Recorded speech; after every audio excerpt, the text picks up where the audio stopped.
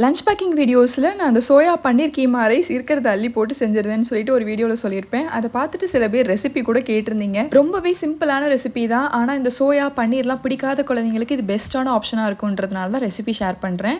கொஞ்சமாக சோயாவை இந்த மாதிரி சுடு தண்ணியில் ஒரு 10 நிமிஷம் ஊற வச்சுட்டு தண்ணியெல்லாம் கம்ப்ளீட்டாக ஸ்குவீஸ் அவுட் பண்ணி எடுத்து மிக்சர் ஜாரில் சேர்த்து கீமாவை அரைச்சி வச்சுக்கோங்க. ஒரு கடாயில் 1 டேபிள் ஸ்பூன் எண்ணெய், 1/2 டீஸ்பூன் அளவுக்கு ஜீரகம், கொஞ்சமாக வெங்காயம், கருவேப்பிலை, உப்பு சேர்த்து வதக்கி விடுங்க. சாதத்தில் உப்பு போடுவீங்கன்னா பார்த்து அட்ஜஸ்ட் பண்ணி ஆட் பண்ணிக்கோங்க. வெங்காயம் வதங்கி வந்ததுக்கப்புறமா 1/2 டீஸ்பூன் இஞ்சி பூண்டு பேஸ்ட் சேர்த்துட்டு அதோட பச்சை வாசனை போனதுக்கப்புறமா பாதி தக்காளி, உங்கள் குழந்தைங்களோட காரத்துக்கு ஏற்ற அளவுக்கு மிளகாத்தூள், 1/2 டீஸ்பூன் கரம் மசாலா, 1/4 டீஸ்பூன் ஜீரகத்தூள், கொஞ்சமாக மட்டும் தண்ணி சேர்த்து இந்த அளவுக்கு தொக்கு மாதிரி ஆனதுக்கப்புறமா ரெடி பண்ணி வச்சுருந்த கீமாவை சேர்த்து நல்லா மிக்ஸ் பண்ணி விட்டுட்டு துருவி வச்சிருக்கிற பன்னீரையும் சேர்த்துட்டு நல்லா எல்லாமே ஒன்று சேர்ந்து வந்ததுக்கப்புறமா வடிச்சு வச்சிருக்கிற சாதத்தை சேர்த்துக்கோங்க. இன்றைக்கி எங்கள் வீட்டில் சாதம் கொஞ்சம் குழஞ்சிருச்சு, நீங்கள் உதிரியாக வடிச்சு எடுத்துக்கோங்க. இது கூட கொத்தமல்லி தலையும் சேர்த்துட்டு நல்லா ஹை ஃப்ளேம்லேயே மிக்ஸ் பண்ணிட்டீங்கன்னா சூப்பரான சோயா பன்னீர் கீமா ரைஸ் ரெடி. ட்ரை பண்ணி பாருங்கள்.